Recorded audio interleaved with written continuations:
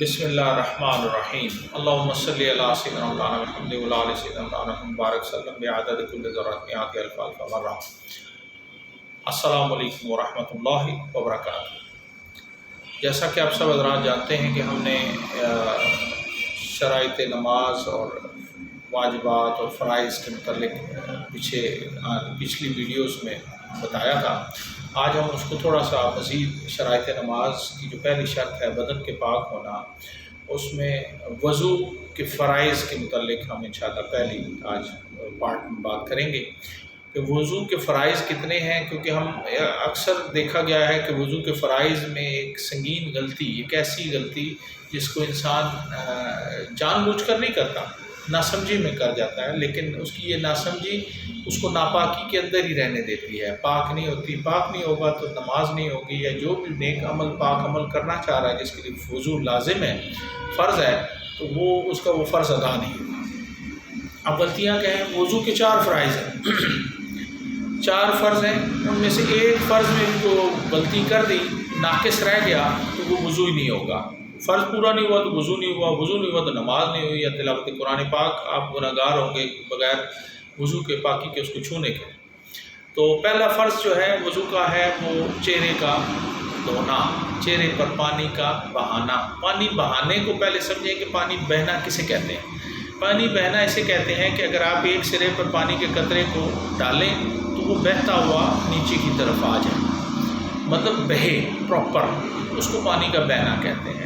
اب چہرے کے اوپر پانی کا بہانا کیا ہے، چہرے کو دھونا کیا ہے؟ چہرہ کہاں سے سٹارٹ ہو رہا ہے؟ یہ بال جو سر کے اوپر پہلا جڑ ہے یہاں سے سٹارٹ ہوتا ہے، اسی طرح آتا ہے یہ کان کی اس لو تک، اور اس کے بعد آتا ہے یہ ٹھوڑی کے نیچے سے جہاں پر دانت کی جڑیں ہیں، اس پر پانی کا بہانا فرض ہے۔ ہم چلو میں لے کر غلطی کیا کرتے ہیں، ہم چلو میں پانی لیتے ہیں اور ایسے مارتے ہیں، یہ حصے میں پانی بہتا ہے، باقی حصے میں ہم ہاتھ کا مسح کرتے ہیں، وضو نہیں ہوتا۔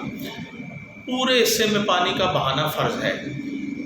یہ حصے میں پانی بہائیں پہلے، اور اس کے بعد یہ حصے میں پانی بہائیں، پھر اس حصے میں پانی بہائیں۔ اگر جیسا داڑھی ہے تو داڑھی کو اٹھا کر یہ نیچے والے حصے میں بھی پانی کو اچھے سے لگائیں تاکہ بالوں کی جڑوں تک پانی ہر طرح سے بہہ جائے، اور اس کے بعد خلال کر لیں داڑھی کا۔ یہ تو پہلا فرض ہو گیا۔ دوسرا فرض ہے بازوؤں کو کونی تک دھونا، یہاں تک، کونی تک۔ بعض لوگ یہاں تک دھو دیتے ہیں، کونی تک، کونی سے اوپر تک تھوڑا سا دھوئیں تاکہ پراپر کونی بھی اس میں شامل ہے۔ پانی ہم چلو میں پانی لیتے ہیں، اس طرح کر لیتے ہیں، اس سے یہ ہوتا ہے کہ یہ سامنے والے حصے میں پانی بہہ جاتا ہے اور نیچے والے حصے میں ہم پانی کا ہاتھ سے مسح کر لیتے ہیں۔ تو مسح فرض نہیں ہے بازو دھونے میں، پانی کا بہنا فرض ہے، تو وہ وضو نہیں ہوتا۔ تو پہلے تو اگر جن کے بال گھنے ہیں ان کو چاہیے کہ گیلا ہاتھ اچھے سے ماریں تاکہ بال گیلے ہو جائیں، پھر اس کے اوپر پانی کو اچھے سے بہائیں، مطلب نلکے کے نیچے اگر آپ ہیں تو اس طرح ایک ہلکا سا ہاتھ چلائیں، اس حصے میں پانی بہہ جائے گا، پھر ہاتھ کو سیدھا کریں، اس حصے میں پانی بہائیں، اور ساتھ ہاتھ چلاتے رہیں تاکہ پانی مکمل کوئی حصہ خشک نہ رہے۔ یہ دوسرا فرض ہو گیا۔ تیسرا فرض یہ ہے کہ چوتھائی سر کا مسح، چوتھائی سر کا۔ اس کا طریقہ کار یہ ہے کہ چوتھائی سر تو فرض ہے، سنت ہے پورے سر کا مسح۔ اس کا طریقہ کار کیا ہے؟ ہاتھوں کی انگلیوں کو اس طرح لینا ہے، ایک انگلی اٹھا دینی ہے، 3 انگلیوں کو ملا دینا ہے، انگوٹھا الگ کر لینا ہے، گیلا کر لیا آپ نے، اس طرح آپ نے ہلکا سا مارا، یہ آپ کا ہو گیا پورا فرض پورا۔ لیکن چونکہ مسح مکمل کرنا ہے سنت کے ساتھ تو پورا پیچھے لے جائیں، پھر اس کے بعد ہاتھ کو واپس لیں۔ کانوں کی یہ جو انگلی تھی یہ آپ نے کان میں ڈالی، انگوٹھے کو ہٹایا ہوا تھا آپ نے پیچھے اس کے چلا دیا۔ اب یہ جو پیچھے کا حصہ باقی ہے اس کو آپ نے پیچھے سے مکمل گیلا کر کے سر کے حصے میں گدی پہ بھی اچھے سے لگا دیا۔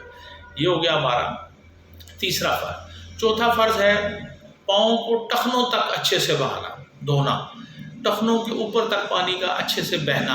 اب مسئلہ یہ ہوتا ہے کہ بعض لوگ پاؤں کو دھوتے ہیں لیکن ٹخنوں کے اوپر ہاتھ مار دیتے ہیں، یہ فرض پورا نہیں ہوگا۔ ٹخنوں سمیت پانی سے اچھے سے دھونا فرض ہے۔ پاؤں کو اچھے سے دھوئیں، کوئی انگلیوں کے اندر خلال کریں۔ بعض لوگوں کی انگلیوں کے اندر گیپ نہیں ہوتا، سخت ہوتی ہیں، بند ہوتی ہیں، تو اندر تک پانی کا بہنا ضروری ہے، ورنہ آپ کا فرض پورا نہیں ہوگا۔ اس میں چند چیزوں کو سمجھنے کی ضرورت ہے۔ خواتین کے لیے خصوصاً نیل پالش لگائی ہوتی ہے انہوں نے، تو نیل پالش کو ہٹانا لازم ہے ورنہ وضو نہیں ہوگا۔ مردوں اور عورتوں دونوں کے لیے ہے کہ بعض لوگ وہ انگوٹھیاں پہنے ہوئے ہوتے ہیں، بعض کی سخت ہوتی ہیں انگوٹھیاں، تو ان کو وہ انگوٹھی اتار کر وضو کرنا لازم ہوگا، اگر تو وہ لوز ہے، اپنی جگہ سے ہل جاتی ہے آسانی سے، تو اس کو ہٹائیں، اس جگہ کو گیلا کریں، پھر اس جگہ واپس لے جائیں، کوئی حرج نہیں۔ یہ چند چیزیں ہیں، ان کو سمجھنا بے حد ضروری ہے۔ انشاءاللہ ہم اگلی ویڈیو میں فلسفہ وضو کے اوپر ضرور بات کریں گے، تاکہ آپ کو سمجھ میں آئے کہ وضو کرنے کا فلسفہ بیسکلی اسلام میں ہے کیا اور یہ کب سے شروع ہوا۔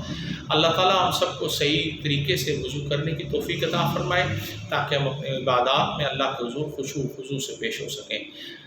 میرے لیے دعا کیجیے، میرے والدین کی مغفرت کے لیے دعا کیجیے۔ السلام علیکم ورحمۃ اللہ وبرکاتہ۔